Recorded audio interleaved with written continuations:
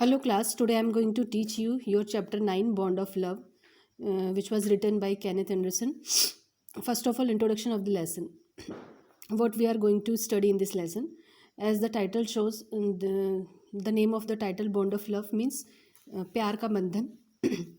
And what we are going to study in this lesson is the story highlights the emotion bond between human beings and animals. The narrator's wife shares affection with a wild bear and they get attached to each other, shows that animals have feelings and reciprocate to love with warmth and affection. Means ये जो lesson है, इस lesson के अंदर आप क्या पढ़ेंगे?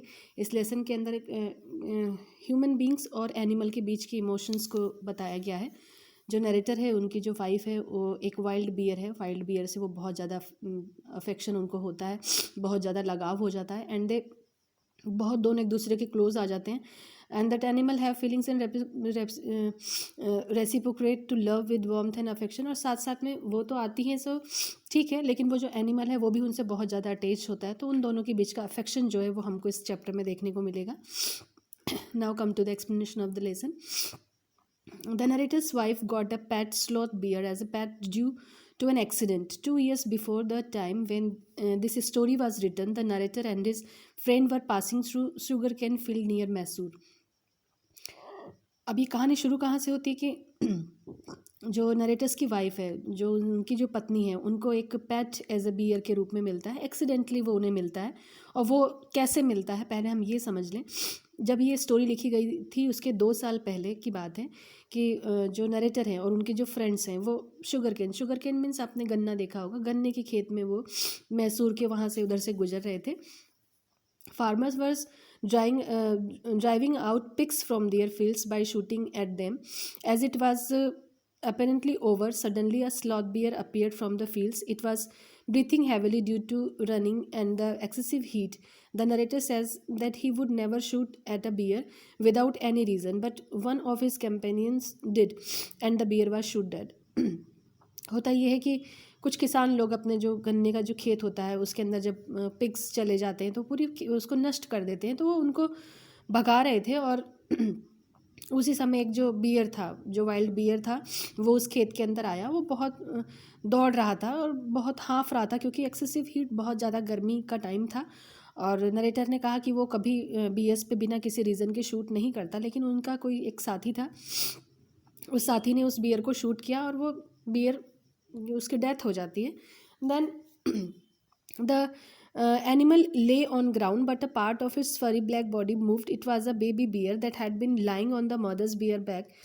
Now that the mother bear was dead, the baby got up and ran around the mother's body crying.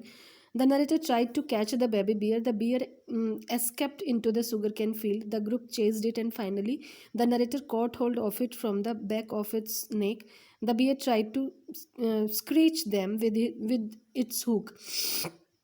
अब जो एनिमल था, वो एनिमल जैसे ही उसको गोली लगती है तो वो गिर जाता है, लेकिन उसके पास दूर से देखने पे ऐसा लगा कि कोई पास से उसका कोई उसके उसके पीछे का जो फ़र है वो फ़र उठ रहा है, लेकिन वो उस बियर का फ़र नहीं था, बल्कि उसका बच्चा था जो कि अपनी माँ के बैक पर लेटा हुआ था. वो बच्चा, माँ उसकी डेथ हो गई थी माँ की, और बच्चा उसके माँ के ऊपर रो रहा था वो बच्चा.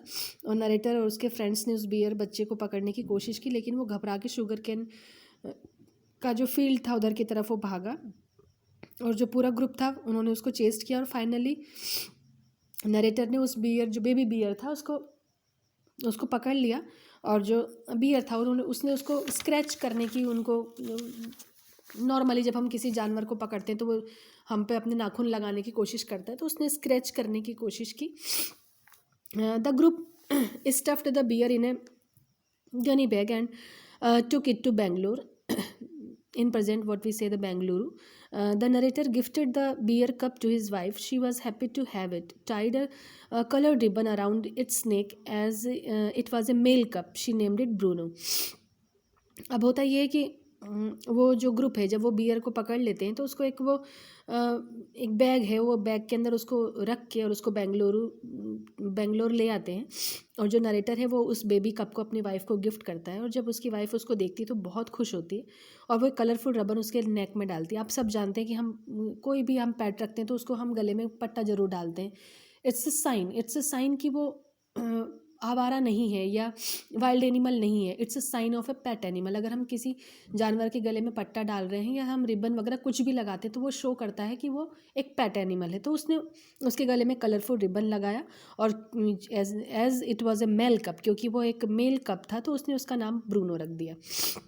Okay, the bear drink milk from a bottle. After a few days, it started drinking and eating many things, everything and anything. The bear enjoyed eating and drinking such as porridge, vegetables, nuts, meat, rice, tea, coffee, lime juice, etc.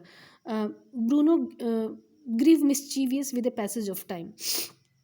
अब क्योंकि उसकी माँ मर गई थी baby beer की, तो उसको पालना थोड़ा मुश्किल था। वो धीरे धीरे उसको पहले बोतल से दूध देना शुरू किया, फिर जैसे जैसे दिन बीतते गए उसने हर चीज़ वो खाता था, हर चीज़ वो पसंद करता था, बड़े इन्जॉयमेंट के साथ किसी भी चीज़ को खाता। उसको चाहे पाउडर दलिया दे दें, सब्जी दे दें, नट्स दे दें, मीट दें, राइस दें, कोई भी जूस दें उसको बना के, वो बड़े आराम से उसको पीता था। और समय के साथ साथ जो ब्रूनो था वो थोड़ा सा नोटोरियस, थोड़ा सा ज़्यादा बहुत मस्ती करने लगा।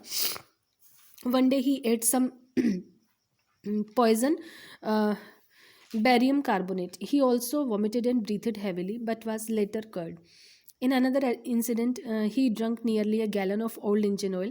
Fortunately, he remained unaffected. He also terrorized the tenants' children very often, so it was decided to keep him in chain most of time. अब धीरे धीरे वो बड़ा होने लगा, और जब बड़ा होने लगा तो उसकी शरारतें भी बढ़ गई। एक बार क्या हुआ कि उसने बेरियम कार्बोनेट का जो पॉइज़न था उस पॉइज़न को उसने पी लिया। उसकी तबीयत बहुत ज़्यादा ख़राब हुई, वॉमिटिंग करने लगा, उसकी सांस फूलने लगी। फिर उसको डॉक्टर के पास ले जाया गया, लेकिन एटलीस्ट ही इज़ कर्ड, उसका इलाज हो गया। फिर एक और इंसिडेंट में उसने क्या किया कि इंजन ऑयल, जो पुराना जो इंजन ऑयल होता है वो इंजन ऑयल था, उसने उस इंजन ऑयल का जो गैलन था उसी को पी लिया। फॉर्चुनेटली उस समय भी उसके ऊपर कोई फ़र्क नहीं पड़ा, वो बच गया। और वो क्या करता था, उसकी शरारतें यहाँ दिखाई जा रही है। उसके बाद वो जो टेनेंट्स के जो आसपास के जो किसानों के जो बच्चे होते थे उनको वो डरा दिया करता था। इसीलिए उसकी इस हरकतों को देखकर बाद में ये डिसाइड किया गया कि उसको मोस्ट ऑफ टाइम उसको चेन में बांध कर रखा जाए। As the time passed, Bruno grew big. He had equaled Elsetine in height and even outgrow them. So the author and his friends advised his wife to send Bruno to the zoo at Mysore. It was getting too big to be kept at home. It took time to the author's wife to give her consent, but finally she agreed and Bruno was sent to the zoo. The separation was very painful. जैसे जैसे समय बीतता गया Bruno और बड़ा हो गया। अब वो उसकी हाइट बहुत ज़्यादा उसकी हाइट हो गई, अब उसको घर में रखना पॉसिबल नहीं था। फिर ऑथर ने और उसके जो फ्रेंड्स थे उसने उसकी वाइफ को सजेस्ट किया कि नहीं, ब्रूनो को अब मैसूर के एक ज़ू में छोड़ देना चाहिए, और क्योंकि अब ये बहुत बड़ा है, इसको घर में नहीं रखा जा सकता। ऑथर की वाइफ को की सहमति मिलने में काफ़ी टाइम लगा, और वट फाइनली वो भी तैयार हो गई, और फिर ब्रूनो को जू भेज दिया गया। और उनका जो सेपरेशन था, उनका जो बिछड़ना था उन दोनों का, वो बहुत ही पेनफुल था, बहुत ही दुखदायक था। Everyone in the house, particularly the author's wife, missed him greatly. She was so stricken that she refused to eat food. Same was the condition of Bruno. He did not eat food and grew thin and sad. अब condition ये हो गई कि घर में सभी लोग उदास रहने लगे, स्पेशली जो ऑथर्स की वाइफ थी वो बहुत ज़्यादा उदास रहने लगी। उसने यहाँ तक कि वो खाती भी नहीं थी, और सेम कंडीशन ब्रूनो की भी थी। ब्रूनो ने भी खाना पीना छोड़ दिया, दुबला हो गया, उदास रहने लगा। Then one day the author's wife expressed his wish to visit the zoo to meet Bruno. The author, thinking that he must have forgotten her, took her to the zoo. But after reaching there, she came to know that she still remembered her. They sat together for 3 hours. She gave him tea, lemonade, cake, and ice cream. When the closing time came, she cried bitterly. She requested the superintendent of the zoo to bring Bruno back home. और एक दिन क्या हुआ कि author की wife ने अपनी एक विश दिखाई कि वो ब्रूनो से मिलने जाना चाहती जू में। अब ऑथर को लगा कि इतना लंबा समय हो गया है तो वो भी भूल गया होगा, तो उन्होंने उसको बोला ठीक है हम जू चलते हैं। और जब वो वहाँ पहुँचे तब उनको मालूम हुआ कि वो अभी तक उसको भूला नहीं था। 3 घंटे लगभग वो लोग साथ बैठे।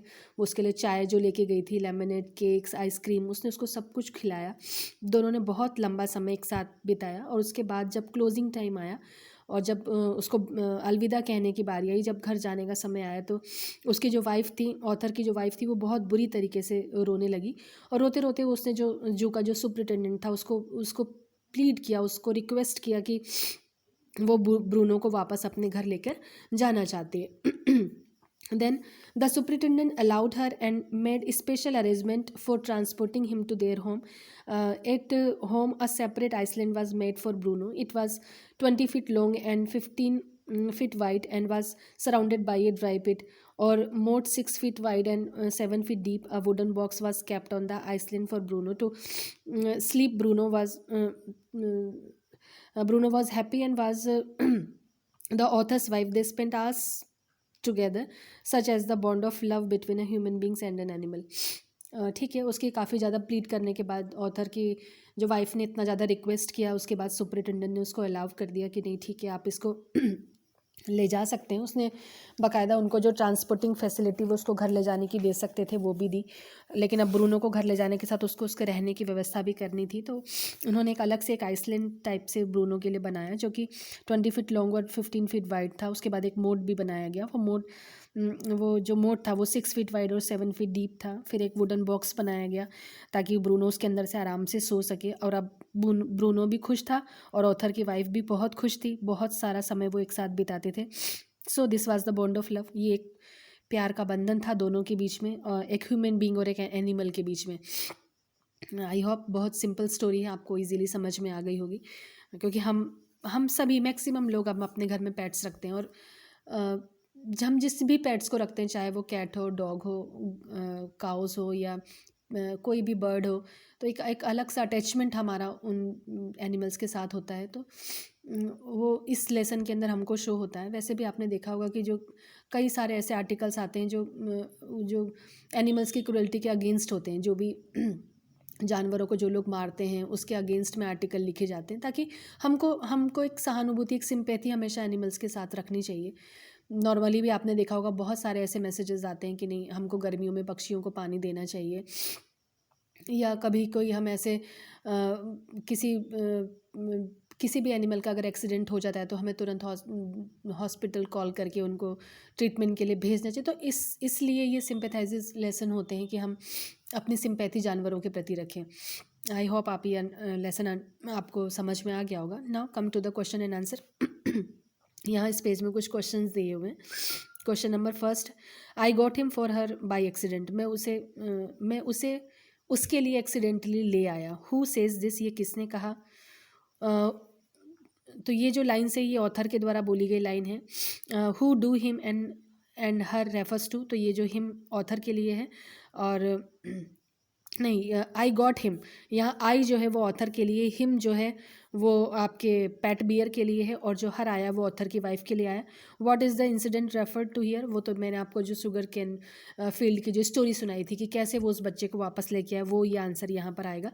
लाइक बस question number 2 and question number 3 भी इसी टाइप का क्वेश्चन है। लाइन्स दी हुई है, उससे अंडरस्टैंड उस लाइन को करके फिर आपको उस क्वेश्चन के आंसर देना है। नीचे वाले जो क्वेश्चन है थर्ड पार्ट के, उसमें आपको 30 to 40 वर्ड्स में आंसर देना है। जैसे फर्स्ट क्वेश्चन है, on 2 occasions Bruno ate drunk something that should not be eaten drunk, what happen to him on this occasion. एक समय ऐसा था जो वो सब कुछ खाता था, फिर एक समय ऐसा आया कि वो कुछ नहीं खाता था। तो वो क्या समय था, वो क्या ओकेजन था। तो this was the occasion of their separation, ये उनके अलग होने वाला समय था। जब ऑथर की वाइफ भी उससे अलग हुई, दोनों बहुत अटैच थे। जब वो अलग हुई तो वो भी कुछ नहीं खाती थी और वो भी उसने भी खाना छोड़ दिया था। मैंने वो लाइन मेंशन की है, आपको एक्सप्लेन की है, आपको इस आंसर में वही लिखना है। Now the second question, was Bruno loving and playful pet when then did he have to be sent away।